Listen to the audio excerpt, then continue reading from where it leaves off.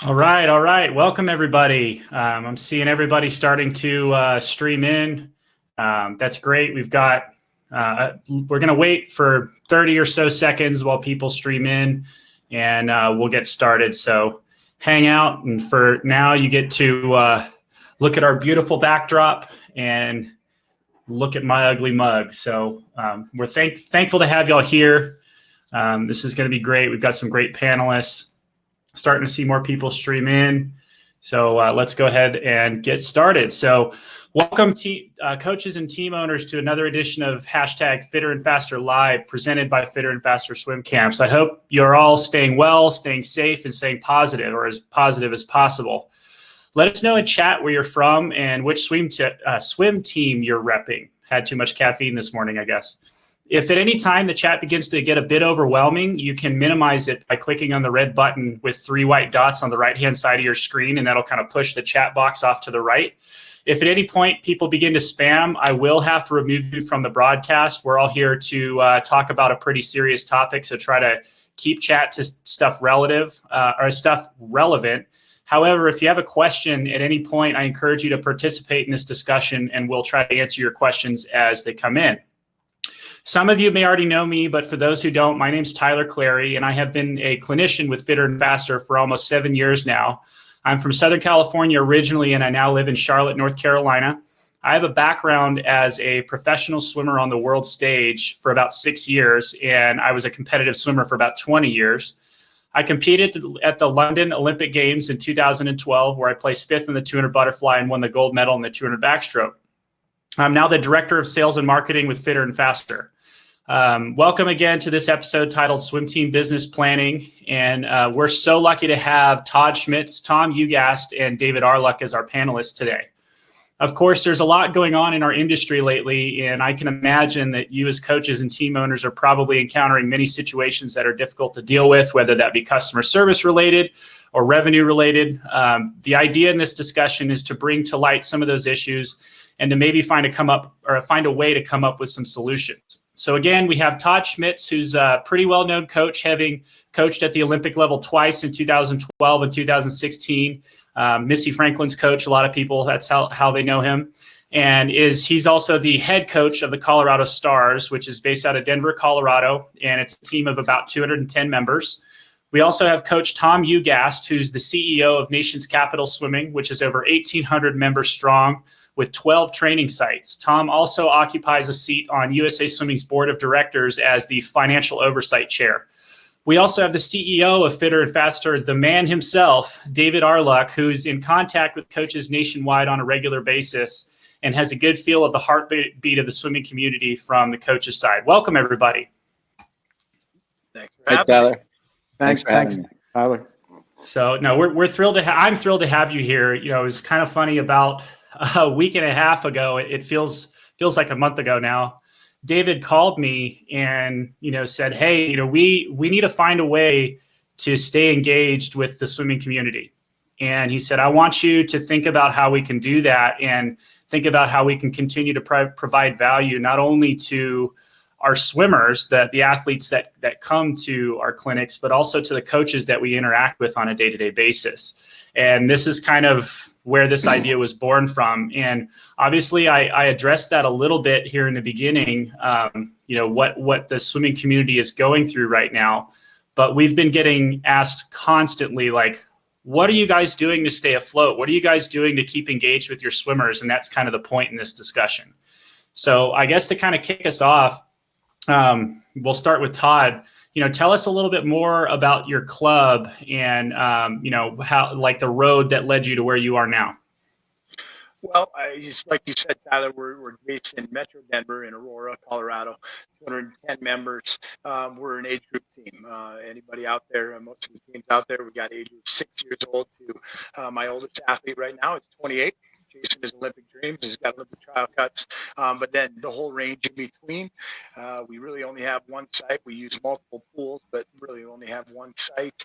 And I think I would start off with, even the world's best business plan, as far as what we do, and even the Fitter and Faster tour, none of us could have predicted this. That literally, 2 weeks ago, yesterday, I was having a conversation with my wife, and at 9 a.m., I would have said, no, I'm not changing anything. By 2 p.m., every major sporting event in the world had been pretty much canceled. And by 3 p.m., we canceled our last 2 workouts going into spring break. And now we've been out of the water for almost 2 weeks. And now pretty much every team in the world is in that boat. And I think Todd, that's the crazy thing. Yes. Todd, can I interrupt you for a second? Can you try to hold your mic kind of out in front of your head? I think people are having a little bit of audio issue. Sure. Is that better? Yeah, that sounds better. All right. So, I think that just that's what we're here for. It's a little brainstorming session so that we all get some ideas out there. Because the reality is, I was just on a local news channel here. Youth sports is important, and swimming is part of that. And if we don't do things now to make sure it's around, there's going to be a lot of them that go away, and we don't want that to happen. Yeah, agreed. So, yeah, I mean, it's a crazy time. Totally agree.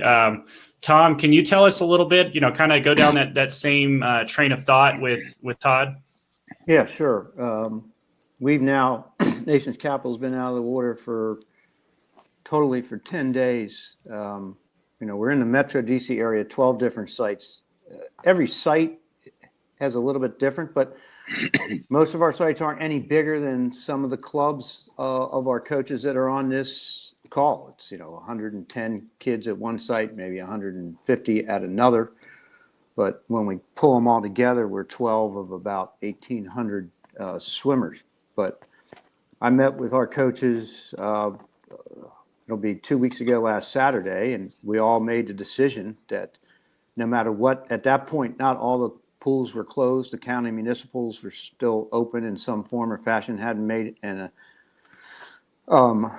decision yet. Our private schools that we practice at had started to close. So we made as a group, even though we're 12 sites, we look at us as one team and all the coaches get together and we make decisions based as a team. We decided at that point, we're gonna stop practices as of Sunday night and see what's going on with what we need to do to be socially responsible. I made the decision with our coaches. We left the 20 Olympic trials qualifiers to practice in some pools that we had control over, but by Wednesday, I made the decision to pull them out too.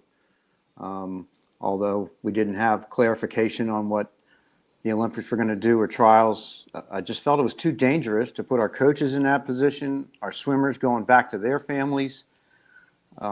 This is, for me, none of us have ever lived through anything like this, and we got to get it under control before we get all these kids together again and start to practice. So we've just tried to manage ours by keeping in touch with them, and we can talk about that if we got questions on that and what we're doing.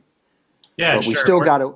We have to add value. I think all of us that are on this call, we got to figure out a way to add value to our members. If we're not adding any value, if we're not paying attention to them, then why are they paying us? Yeah, and this, what you just outlined is such a big decision, right? And I think that no matter how big or how small your team is, that's a huge decision to make. And whether it's a 200 member club like the Stars or an 1,800 member club like Nation's Capital, like that's a really big decision. And I know that we at Fitter and Faster have been seeing a lot of effect from this too. David, do you want to kind of talk to us a little bit about the decisions that you've had to make and some of the things that you've been hearing? Yeah, sure. Thanks. It's a tough situation for everyone in this sport right now, and frankly, everyone around the world. It's interesting. Over the last 2 weeks, I've spent all of my time, or a majority of my time, talking to coaches all around the country about postponing events that we have all the way through April. We had to postpone 60 events between March and April, the end of April. We have close to 2,000 participants in just that time. That's obviously a very tough thing, but we also want to give those families and those teams something to look forward to. So it's been kind of an enriching experience as well, being able to talk to all these coaches about the situation that we're in and compare notes and how we're handling our respective situations, and knowing that there's a certain comfort that we're all in this together and we all want the same outcome. We want to have a safe environment for everyone, and we all want continuity and growth of the sport in the long term. You know, the situation obviously is moving fast. On March 13th, we were told we were still given the go-ahead to do clinics that weekend on March 14th and 15th. And on Friday, March 13th, we decided to postpone those events. We contacted the hosts and we decided not to do those events. And by the end of the weekend, we came to the decision to postpone everything through the end of April, all 60 camps. And, you know, it's just a situation that we're all in. It's certainly difficult, but it's also finite. There will be an end, and we need to plan for that. Yeah, for sure. And that's the thing that's kind of tough, you know, to keep in perspective. And I think that level of perspective you just gave us, David, is really grounding, because if all you do is watch CNN or Fox, you know, it looks like there's no end in sight. They just keep talking about the curves going up, and it's really easy to kind of get lost in all the negativity. But that is a good point, is that this is finite.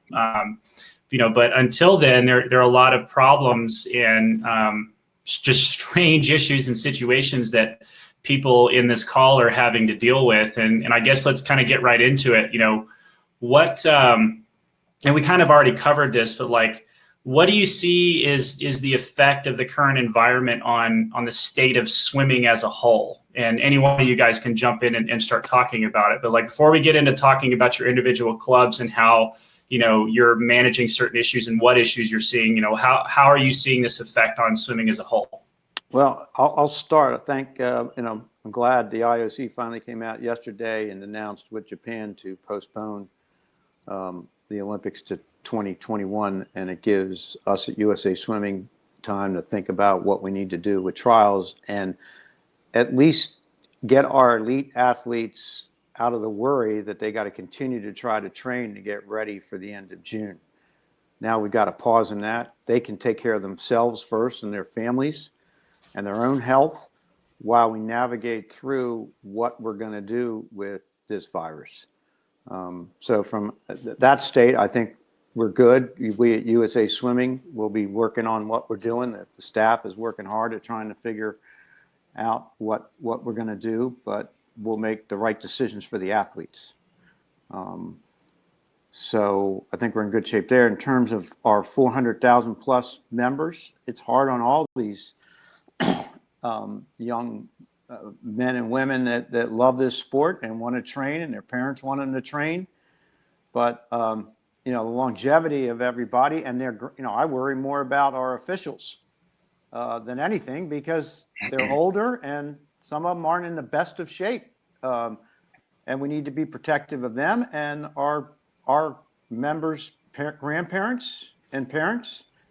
If we continue to spread, I mean, it's amazing to me to see what's going on up in New York, and that could happen all over if we're not careful in how we manage it. And also worry about how this economy is going to work when we get through this.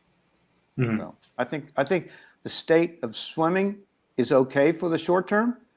We're pretty resilient as a NGB and as a sport, and we just got to let this play out. The hard part is none of us know when it's going to end at this point. Yeah. Todd, do you want to follow up on that? Is my audio any better? It's a little, it's okay. If for some reason it's kind of cutting out, can you try pulling your headphones out and just using the mic on your head, or like removing the headphones from the computer and just using your built-in microphone? Yeah, does that work? It's much clearer. It's not cutting out. Yep. You know what? I think that it's going to be an issue, and I think we all need to be, number one, communicate with your members. Make sure we're in communication with those members. Look at USA Swimming. They've been pretty proactive. Right now, we're trying to formulate kind of our second big communication to our club about what we think is going to happen. The reality is nobody knows. And literally our whole Denver metro area, effective tomorrow morning, it's going to be on stay-at-home orders. And that's going until at least April 17th. Our schools are out till at least April 20th. I think that as we want to be proactive, and I think you want to plan longer than shorter. And if it's shorter, then you're looking better. But if you plan, you know what? Hey, maybe we might not even have a summer season. That's kind of where we're at right now. You know what? Everybody's kind of planning the end of April. But man, if things happen the way they have in other countries, and like in New York City, where you read some of those things and you just go, okay, I think if you're going to be sitting down, which every one of us should be right now, and doing a little more planning, then let's plan farther than shorter. Maybe we plan that we're not coming back till September. And so how do we bridge that gap? How do you pay your coaches? That's the number one thing. Is how does most nonprofits out there that are swim clubs, you know what? I'm sure most of us can pay our salaries in April, but if you have no dues coming in or limited dues, we got to think about those things. And I think that's what we're here for, is just kind of getting those brainstorming ideas. And sure, dryland workouts, but providing nutrition and the fitter and faster webinars that are going to be providing all those links and being specific. Not just saying, hey, go on and Google this.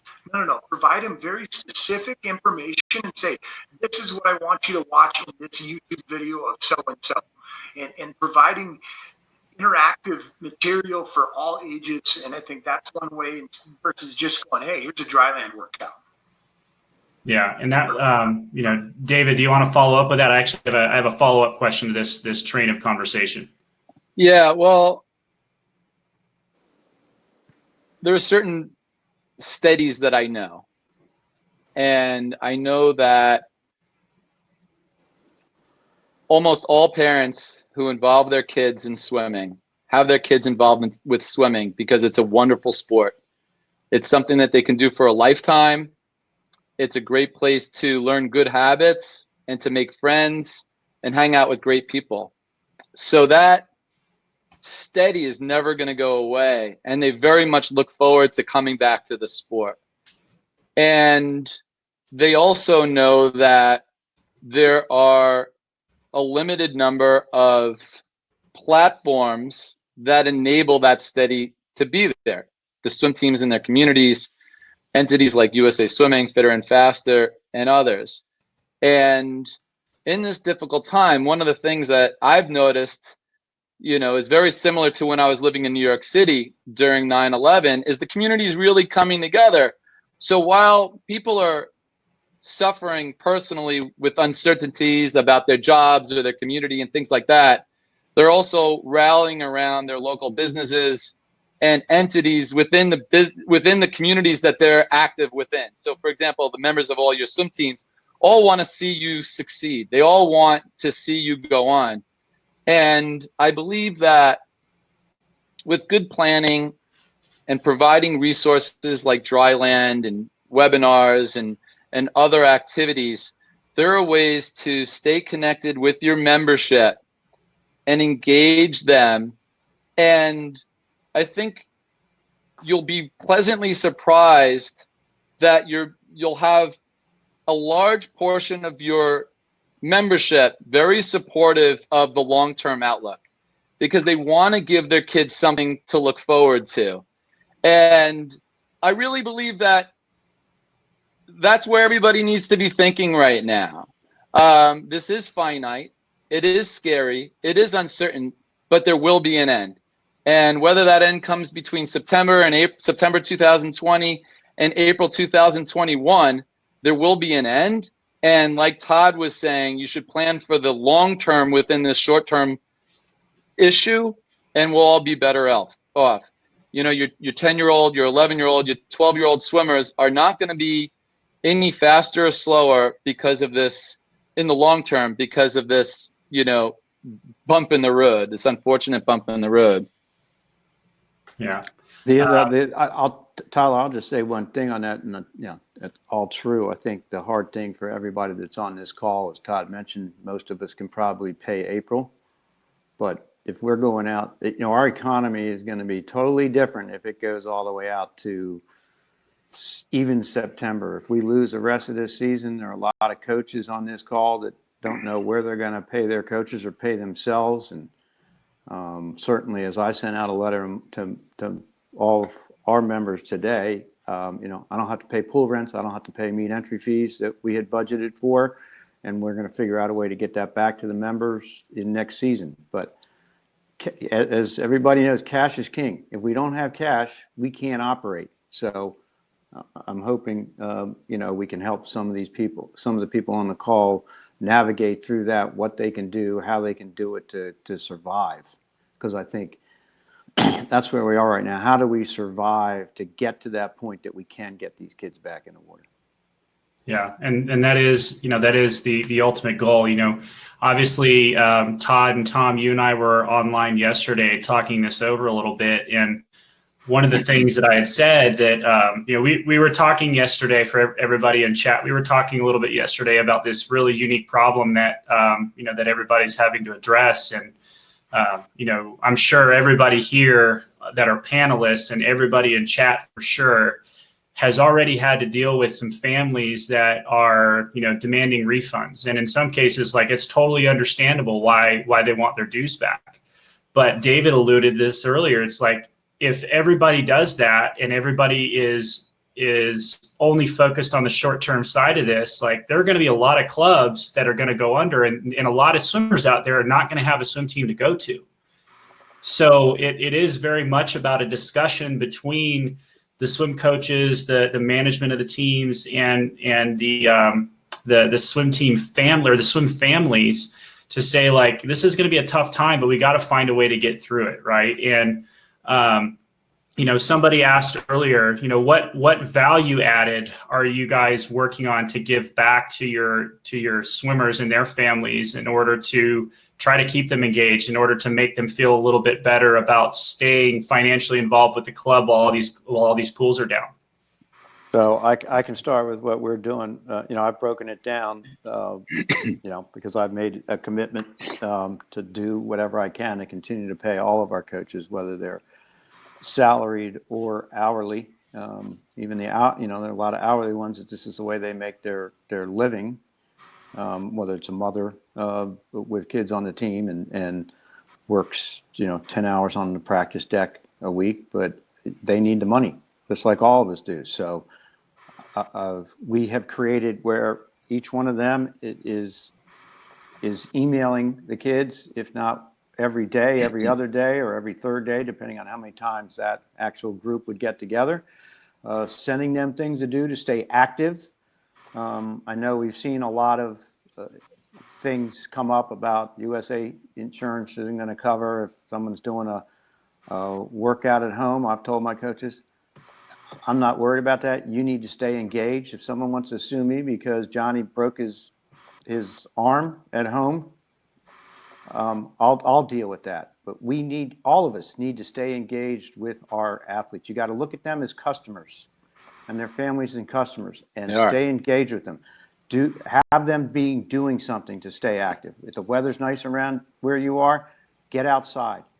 Don't sit in front of the computer all day. Send them things to do.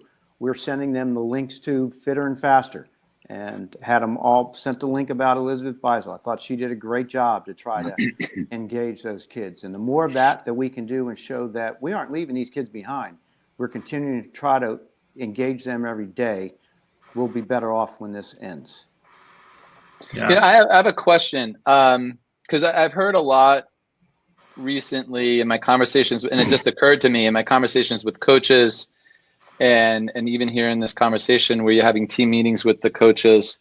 One of the things that we're doing actually is, like I said, we have close to 2,000 participants that were already signed up for March and April camps that we're postponing.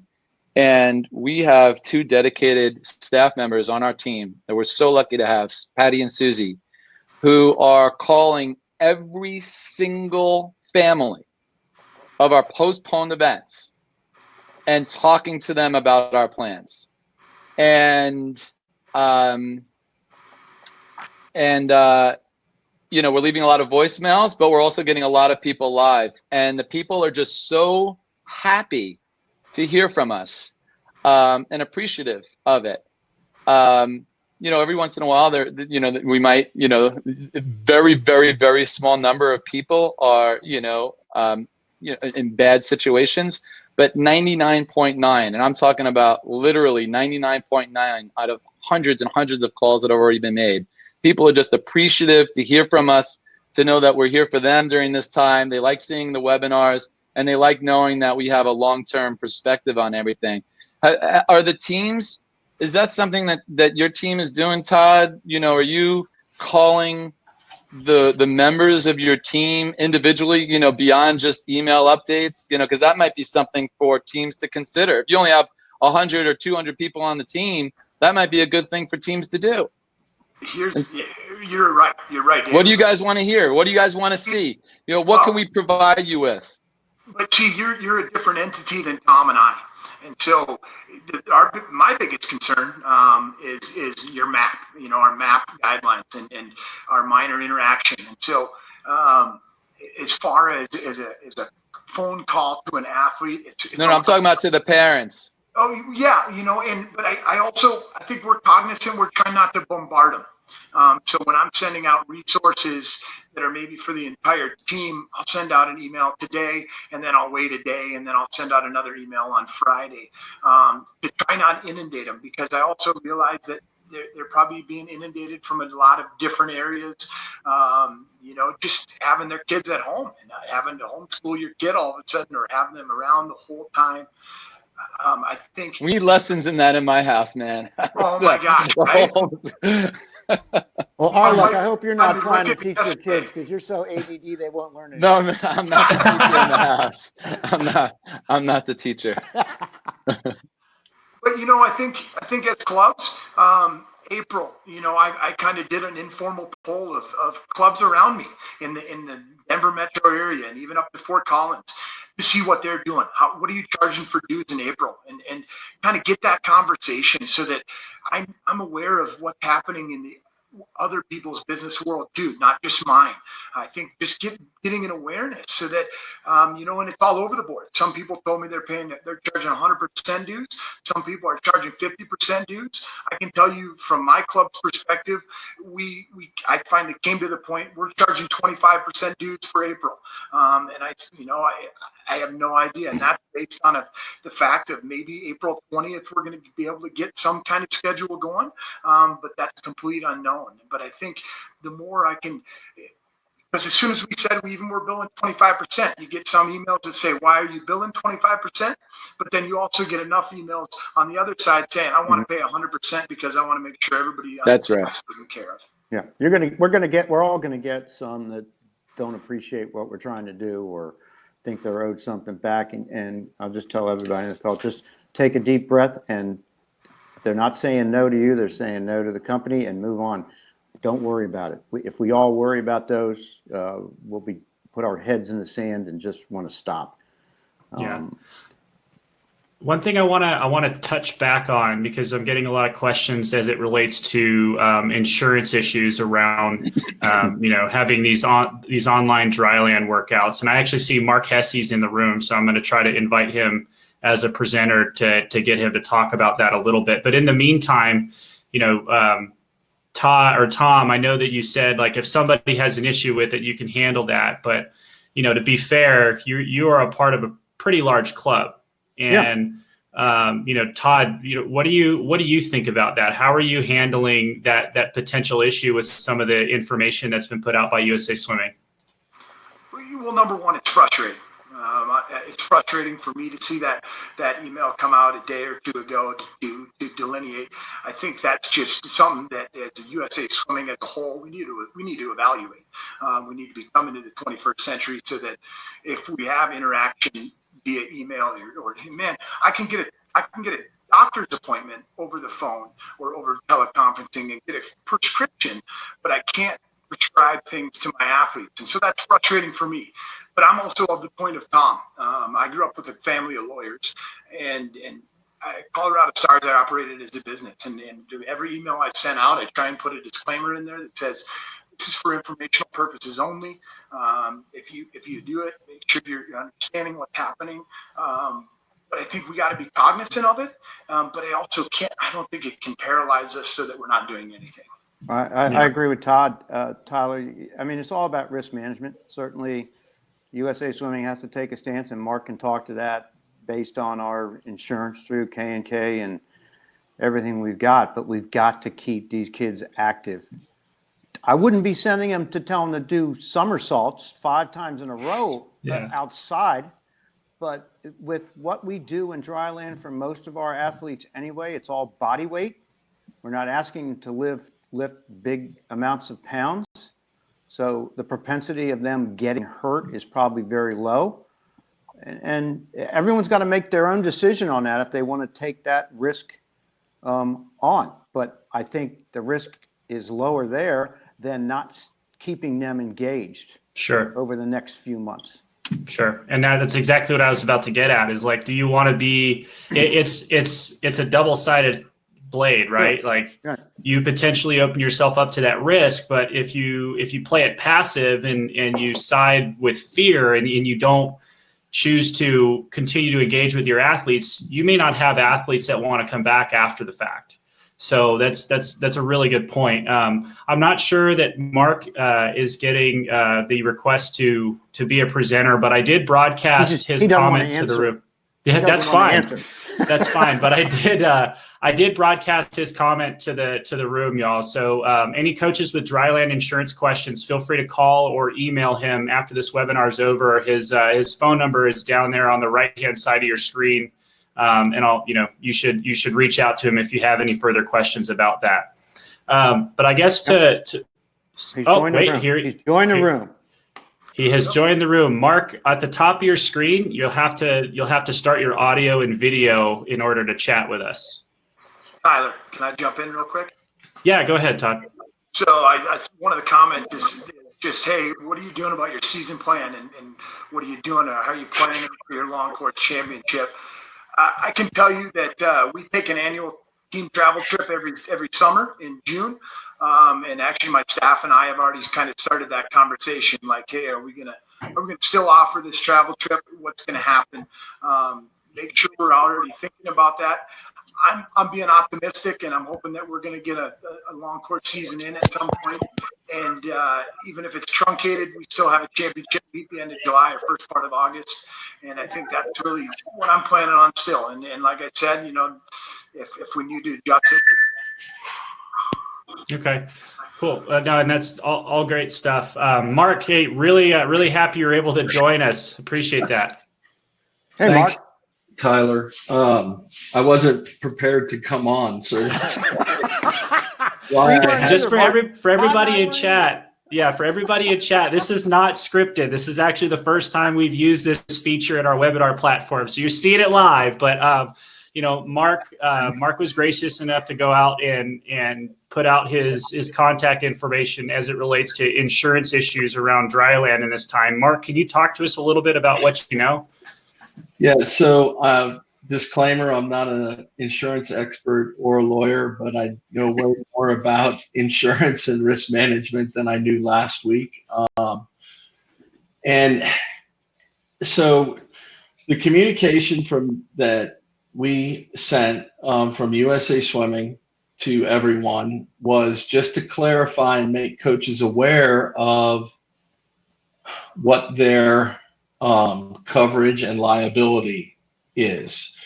Through your membership as a coach, through your club membership, there is liability insurance available or as part of that membership that covers you when you are engaged in active, in-person, direct line of sight coaching of your athletes, whether it be at practice or at a meet. Your athletes also have their secondary accident/health coverage for anything that happens when they're engaging in one of those activities that you are actively, directly supervising. Obviously, when we start talking about remote dryland, prescribing remote dryland, requiring remote dryland, whether you do it via Zoom or via a workout that you're sending out and telling the athletes you expect them to do it, that's not a covered activity. And we want coaches to be aware of that. So our recommendation to you is, first of all, be smart about what you're asking your athletes to do, right? Make sure it's safe. Tell them they need to clear out a space to do it in, right? We don't want kids, trying to do some type of balancing activity and fall over and hit their head on the coffee table in their living room, right? So be smart about what you're asking them to do. Secondarily, Tom's coming on. Maybe he's going to give more clarification than I have. No, but I think, Mark, yours is good. You want to make sure that that your waivers, your medical releases that you have in place are providing you with some protection. So we recommend you consult, with legal counsel, either a member of your team, a member of your board, or somebody outside your team locally, and have them take a look at your waivers and assess how much legal protection. The interesting thing about personal injury and tort law is that it's all governed by state law. So it's different in 51 jurisdictions, I guess, if you talk about where Tom is in DC. Too many lawyers. So get their feedback. And if there needs to be a revision to that, those waivers, resend them out to your families. And then the third thing is to consider getting some type of umbrella liability or professional liability insurance. And again, consulting a local insurance broker to find out what is going to be available for you. That's just going to offer another additional layer of protection. So it really depends on how risk averse you are as a coach. I heard Tom say he told his coaches, do it. I don't care. And that's an attitude a lot of coaches take. Other coaches are less or are more risk averse. And so we just want to make sure that they're aware. We're not saying don't provide a service to your athletes. But if you are expecting dues in exchange for that, you're operating under a different business model than the one you were operating under 3 weeks ago when you were training them in the pool. So make sure you have the right protections in place. And unfortunately, a lot of people interpreted that meaning saying USA Swimming says we can't give dryland to our athletes, and that was not the intent of the message. It's just be smart, be safe, understand your risk as a coach and as a business. Right, Mark, and Tyler, let me just go on. It's Mark. Yeah. It's not that I don't care. It's just figuring out, working with the coaches in terms of telling them, you said it right there. Don't make it mandatory. These are suggestions that your athletes can do to stay active, and engage the parents that they know what's going on, and that, if they're doing it at home, I think Mark's point was very well. Move the coffee table out of the way. Get in an area that you can do exercises that you're not going to hit yourself with something, and engage the parents. That's where it's important as we send these things out, that the parents are part of it. They're the ones that are at home supervising. And let's face it, if the kid hurts himself, their homeowner's insurance is probably going to cover it. Yeah. Also think about things you could do with the parents.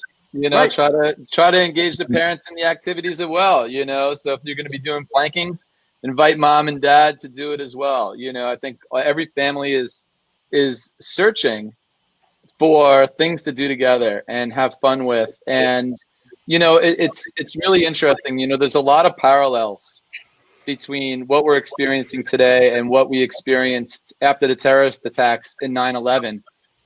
I remember walking around New York City, and I lived a block away from Gracie Mansion, and it was the streets were empty. There were people with machine guns, cops with machine guns, and National Guards on every corner, and it was a scary time. But it passed, and we're a safer country now than we were back then, and we'll move on from this. And the way community got together back then was also really remarkable. After 9/11, as an example, that's how I got into the swimming business. I was in the technology trade publishing business, and my dream was always to start working in sports. And I had a few friends that were killed in the World Trade Center, and I started a nonprofit in their memory called Swim for the Future, which paid for deserving kids at Asphalt Green to join a team there. And Leah Neal actually ended up being one of the first recipients and ended up making 2 Olympic teams. And there were thousands and thousands of other people and millions of other people around the country who adjusted their lives and made best after those circumstances. And I really believe that that's what's going to happen here. I think our communities are going to become stronger. Coaches are going to rely on each other. Coaches in communities that, where you may have been competing with each other, you're going to have to cooperate. In Potomac Valley Swimming, as an example, I've always really admired how you can have several of the nation's largest swim teams in one of the smallest geographic areas in the entire country, all getting along and working together and promoting the sport. And I think that this is an opportunity for coaches in areas all around the country to work together and figure out their mutual problems and promote the sport and the longevity of the sport. And we'll all get better because of it. Yeah, it's an opportunity for everyone to rally together. Yeah. So we've also, for everybody in the chat, we just had Tom Avischious join us. He's the Senior Director of Field Services at USA Swimming, and he sent me a message earlier asking to jump on if we need be. And anytime we get somebody from USA Swimming who's interested in chatting with us, we'd love to have them on. So Tom, thank you for being here. What would be some of you, first off, how are you doing? We're all doing great. We've been out of the office for a couple of weeks, just like everybody else. And this is my second or third meeting today, seeing Mark on a video call, and I think we've got a couple more. So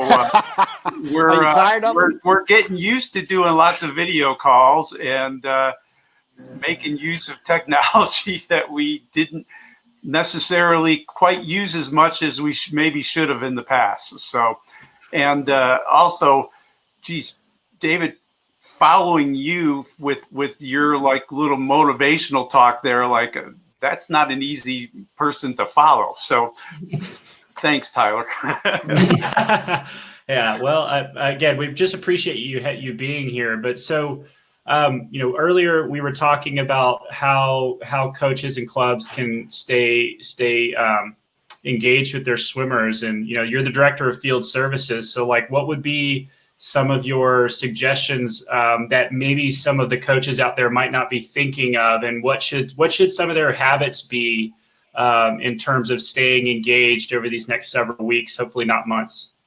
Well, I think the biggest thing that you need to do is think about what are you doing to make yourself be different from other youth activities.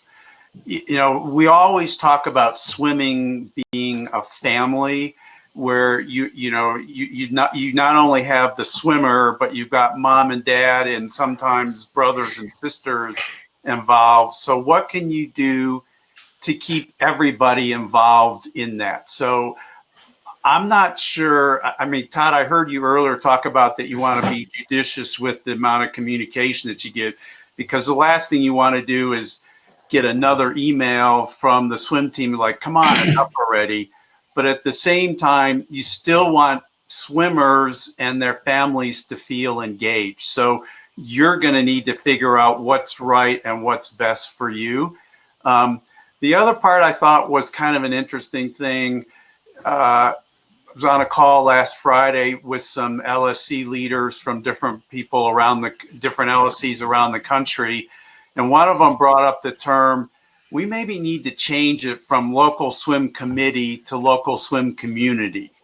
That if you were trying to do is create this community of practice with swimming, and that sometimes coaches are so used to being competitive with each other, and we all want to beat our local neighborhood team, but right now the competition is stopped with our athletes, and the competition needs to stop with the coaches. Right. And we need to figure out what are we going to do to talk about this family and this culture that swimming brings and the values that it teaches kids going forward. So sorry, that's a long answer to your question there, but I really think that we need to be thinking more globally and more community about what we can do as coaches and working with each other, not against each other.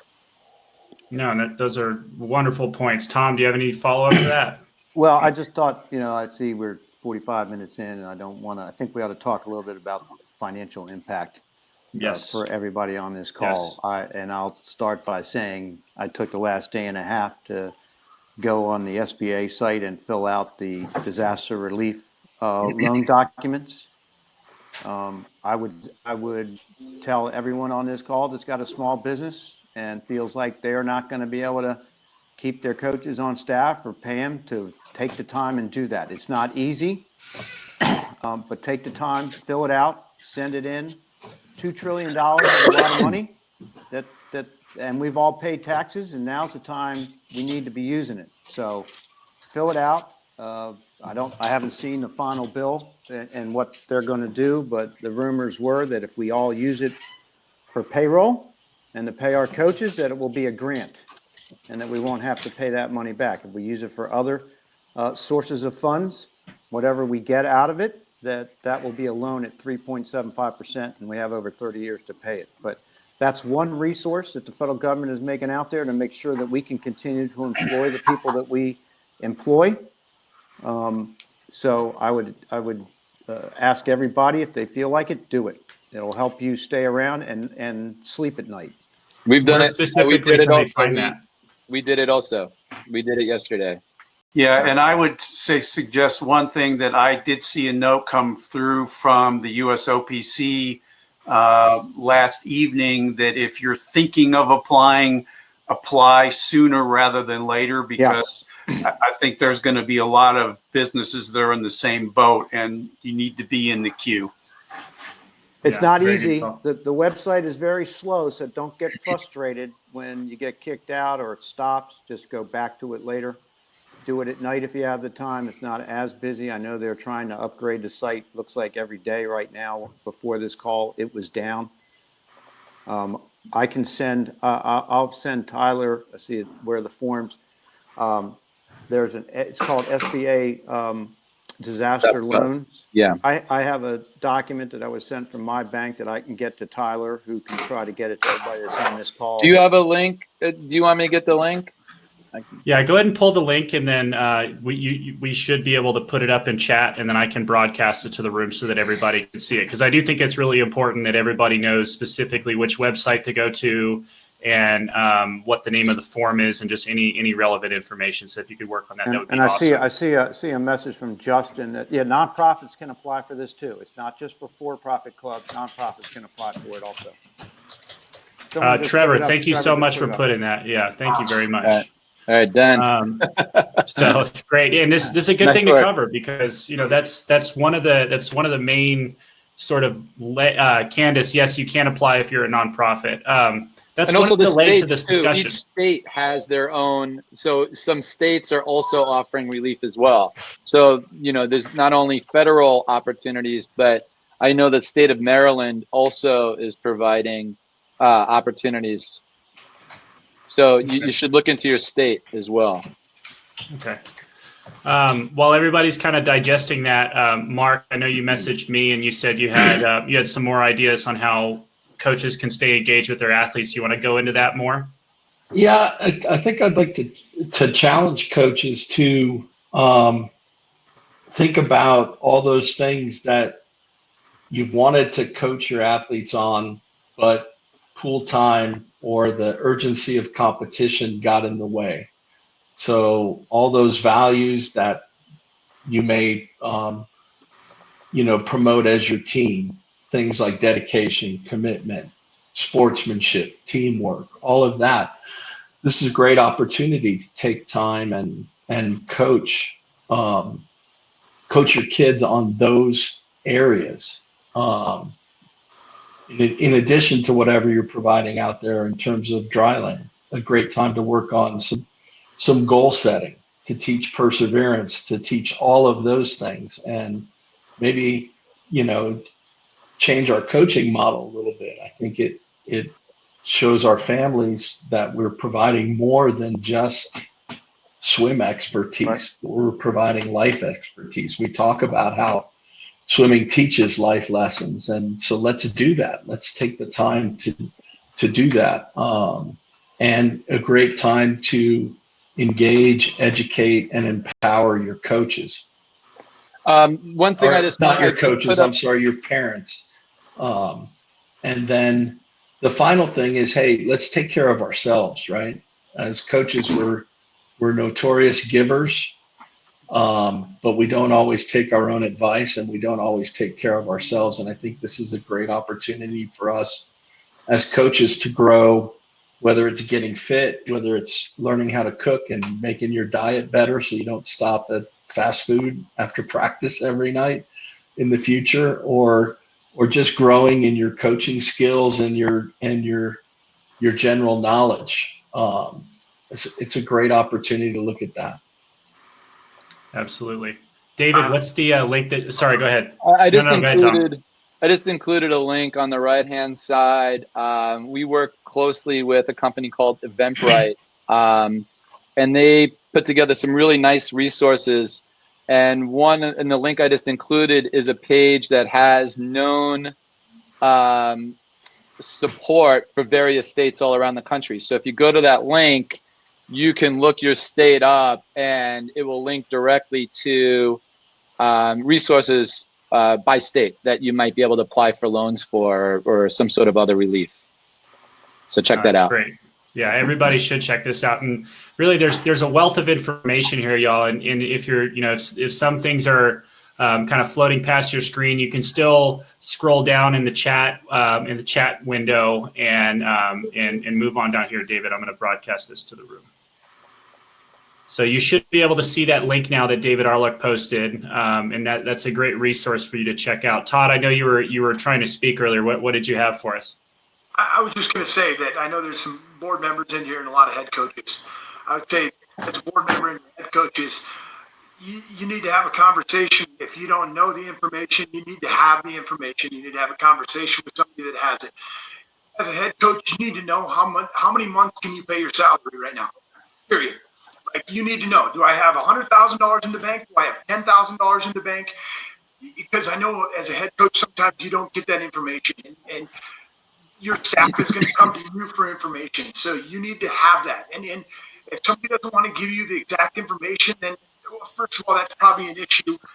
Just say, okay, give me a ballpark. Can I pay my staff for May? Or are we talking, if we're shut down until May, are we talking that I'm going to have to cut people? And I think that's just an honest conversation that board members and head coaches need to have with each other, so that you know, hey, what resources do we have? Because I know that most of our expenses have gone, but I know the reality is most people's labor is more than half of their expenses every month. And so you got to have money coming in if we don't have a lot of money in the reserves. Right. Tyler, Brenda put up a good question, and I think everybody's got to look at this bill that just passed. I know the Senate passed it, hasn't been passed by the House yet, but there was a lot of money put in there where if you do have to end up laying off people, if that's the route you go, or furloughing the coaches, that they can get up to 100% of their pay for 6 months. So there are a lot of different things that are going to be out there. I think each coach or board member has to look at their own particular situation, as Todd talked about, and see what makes the most sense for your team. Again, this is a huge package that they're trying to put together, because with all of us in stay-at-home, or most of us in stay-at-home orders, there's not a lot getting done, and we don't want this economy to look, where we can't get back to work. But we got to get healthy first. Yeah, that's absolutely true. So, we're getting close to an hour here, and not that we have to stop at an hour or anything like that. I just want to let everybody know that are here as presenters. If at any point you have to drop off, feel free to go ahead and drop off. But I guess a lot of this in some ways, with one of the major exceptions being David's talk earlier, a lot of this can be looked at as kind of doom and gloom, right? But what would be some of your suggestions on how to stay positive, or at least keep sowing the message of positivity to all of your athletes and your families? And furthermore, what would be a good mechanic to stay in touch with all of your swimmers? Is it best to reach out to the parents, or how are you handling that? I'll start. I think, first of all, our health is more important than getting in a pool and swimming. And Sure. The family is more important than anything of that. And we all got to keep that in perspective. Certainly. As we're communicating with the athletes, yes, under our rules, we need to engage the parents. Parents ought to be included on what we're trying to do with them, either with your email lists or everything else. Some of our coaches are using Zoom, and we got to make sure the parents understand that if they're doing one-on-ones, that they're involved in that, or as group chat on Zooms. I mean, we just started that this week with some of the younger groups, so they could see each other. Hell, they haven't seen each other in 10 days. And they're usually together for an hour and a half a day, 3 or 4 days a week. So just trying to do stuff that will help them still stay connected, and involving our parents. We need to do that under our rules. I would echo what Tom says. There's a great Facebook group, Swim Coaches Exchange. So as a coach, go on there. But there's some great ideas out there, like bingo, and you set up a bingo card and you have different activities, and you make it social, and hey, you got to call a teammate to check up on them. You got to go ride your bike.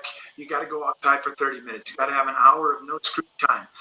Little things like that are different, that we have to start thinking outside the box as coaches, like Tom and everybody's saying. We got to keep them engaged, but let's give them fun things that also, hey, at the end of the day, parents are going to be doing it with them, because we're at the same point and we don't want to drive each other crazy.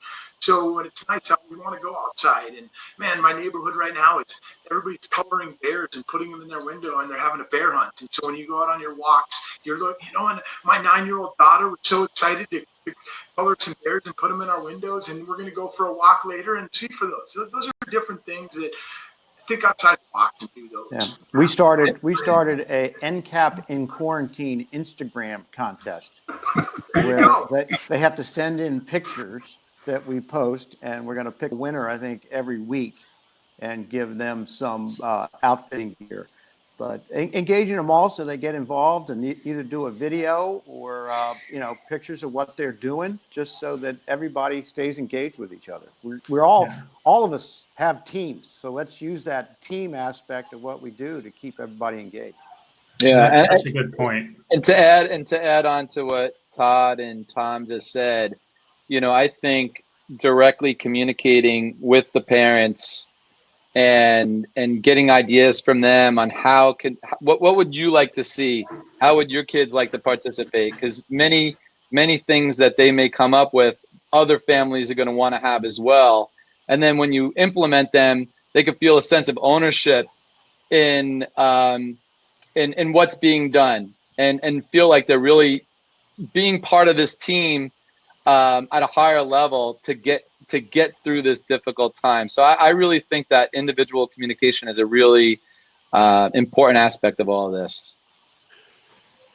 And I think staying positive, we preach process all the time to our athletes, and this is part of the process. It may not have been part of our planned process, but it is part of their story. I was on a call, and Coach Caleb from Schrader YMCA, he tasked his age group kids to write your short course story for 2020 and include the shutdown, and maybe you lost an opportunity to compete. Just write it out, and going through that process, right? It gets them to understand, hey, I accomplished all of this stuff during this season. Yeah, I didn't get my final meet, but there's a future ahead of us. And I thought that was just a cool idea and a cool exercise to go through. And I think just as coaches, we do what we do. We keep preaching, just like a kid who has an off meet, right? It's part of the process. You can get better. And there are ways we can all improve during this time away from the pool.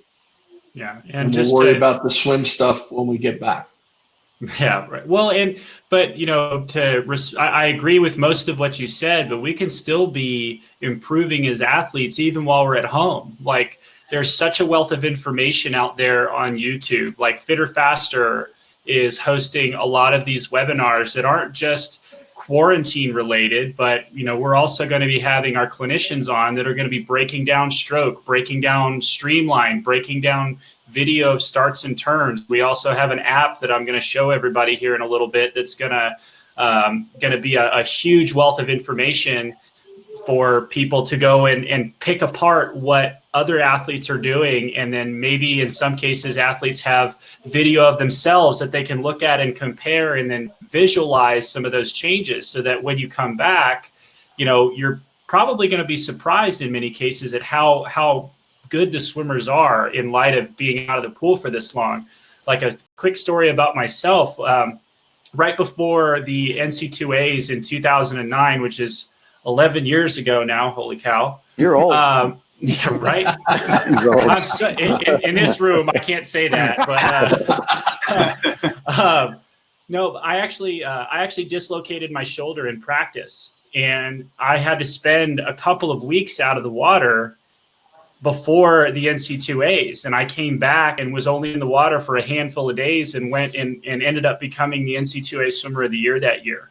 And I think one of the hidden diamonds, sort of the diamond in the rough amongst all this stuff, is that there are probably a lot of swimmers out there that are dealing with a lot of injuries that they're kind of just saying, oh, I'm just a little bit sore. Oh, we all hear over and over that swimmers have sore shoulders. This is probably a great period of time for a lot of those swimmers to heal. And as long as the coaches are continually engaging with them and getting them to stretch, getting them to stay active so that they don't lose some of their flexibility, it's quite possible that with a little bit of aerobic training in the beginning, they could come back much better than anybody was expecting them to be. So there's just, it's a really interesting time, but I think as long as we all focus on the positivity aspect of this and try not to get wrapped up too much in the negativity that you can see on the news, and, not getting wrapped up in the short-term belief that, oh, I'm missing out on all of this stuff over the next couple of weeks, instead of looking at it more long-term, we can all come out of this in a much better state. So, I think at this point, y'all, we should probably start wrapping it up. But are there any final messages that you want to give all the coaches and owners, and maybe the one or two stray swimmers that might be in here? I think I'll start with what we tried to do here. Just stay positive. Use the resources that are out there to try to keep. We're all small businesses, and we're all impacted by this, and we don't know when it's going to end. So use the resources that are out there to help us be able to continue to pay our coaches, communicate with our families, and we all need to stay around. We got 3,000 clubs in this national governing body, and we need to try to help each other stay around so that when we get on the other side of this, we can be as strong as NGB as we were before. Absolutely.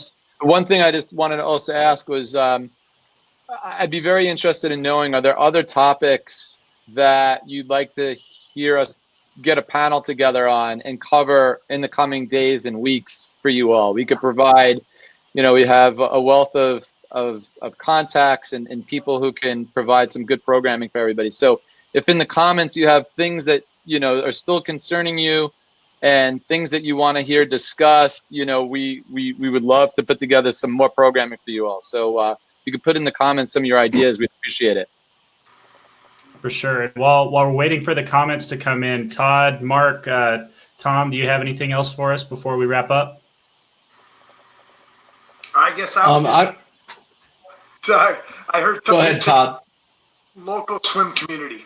I think that's key, and reach out to your other coaches around you, and maybe you've had a relationship before, or maybe you just said hi on a pool deck, but reach out to them. And every time I texted a coach yesterday to ask them what they were doing as far as their dues went in April, it was a great exchange, and there was a couple texts back and forth. Hey, how's your family? And hey, this is what we're doing, and what are you doing? And I think that just gives us all a sense of that we're in this together. And when we started this, by no means did any of us think we have all the answers, but I think that we just want to get a lot of ideas out there so we can all have kind of best practices moving forward, because none of us have done this before. Absolutely. I don't want to do it again. No more pandemics. I would say, Tyler, from a USA Swimming standpoint, don't hesitate to reach out to those of us in the team services. All USA Swimming coaches received an email from us, the Coaches Connection newsletter on Monday. All of our contact info's in there. Mine's also in the chat. But don't hesitate to reach out to us. We're working on compiling a set of resources like these type of webinars and what we see the great creative minds in coaching out there doing to stay engaged with their team. And we'll be getting those up onto the website soon. Just know that we're here supporting you, trying to figure out and help everybody navigate the way through. And I love Todd's point about reaching out to other coaches, and don't limit yourself to your LSC, right? Reach out around the country. If you see a coach post something great on the Swim Coaches Idea Exchange or on Instagram, reach out to them and say, hey, I really loved your idea. Let's chat. What are you guys doing? Or ladies doing? I think it's a great opportunity because we all have a little bit of extra time on our hands. So it makes that so much easier to do right now. Yeah. The commute's a heck of a lot better now.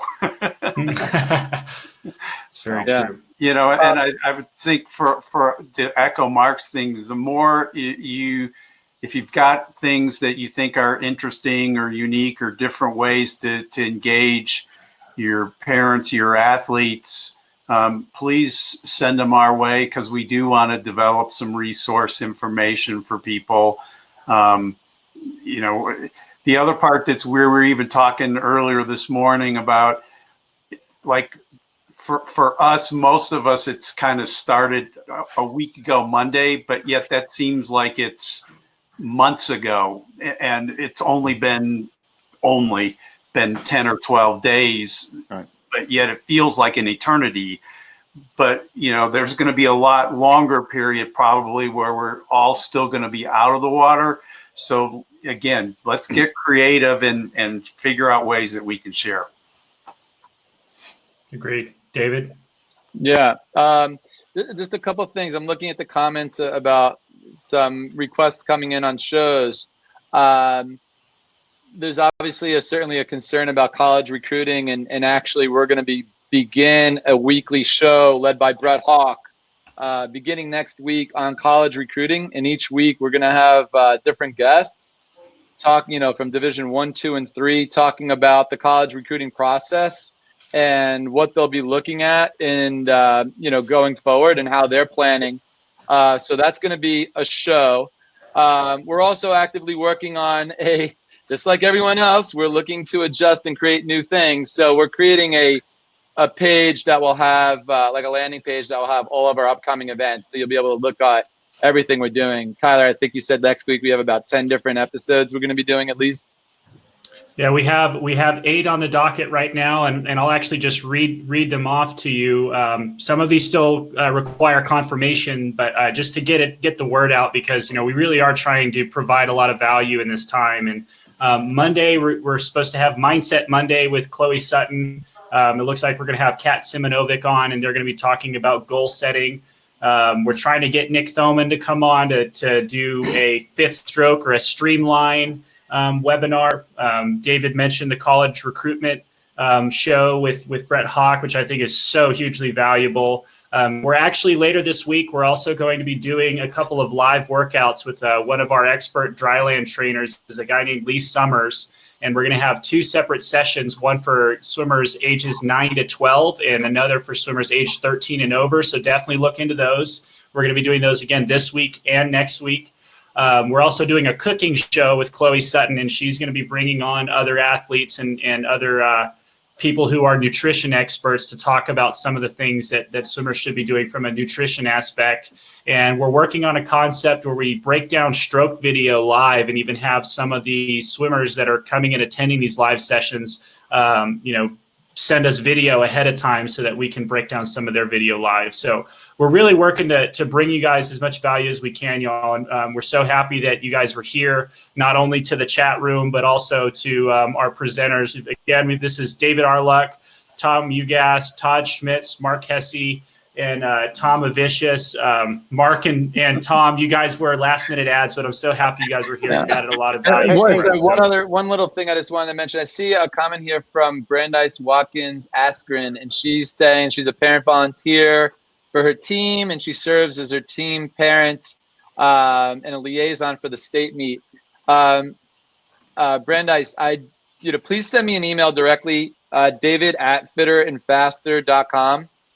That's david@fitterandfaster.com. I'd like to hear what some of your concerns are about and other people who might have similar concerns. And then we can have a dialogue about it. Anybody who wants to drop me an email about, resources or things that we want, you want us to create, we're all ears and we're here to serve during this time. Hey, Tyler, can we start calling these the David Arluck Show? I think that's got a good ring to it. Oh, don't worry. I'm planning something for him. We're gonna get him on with his own weekly show as well. This is the first time I'm on, and now you're not gonna see me. Come on, man. Hey, our first time too. No, this is all good stuff, guys. But let's go ahead and wrap it up. So for everybody that's here, don't forget to pay attention to Fitter and Faster social accounts. Like I already mentioned, we're going to be announcing several webinars over the next few weeks, and we encourage you to join us whenever a topic comes up that you're interested in. Again, Fitter Faster has a really valuable product called Swim Videos on Demand, and I'm going to show an offer on your screen here right now. But you should definitely look at that. It's chock full of drills and just really good swimming information. Again, this is a great time to sit down and really pick apart what you're doing, not only as coaches, but the swimmers also. So try to gain as much knowledge as possible during this time. Thank you very much. Thank you very much to everybody who attended today. As always, stay safe, stay positive, keep a lookout for future events, and wash your dang hands. Goodbye now. Thank you. Bye. Bye. Thank you.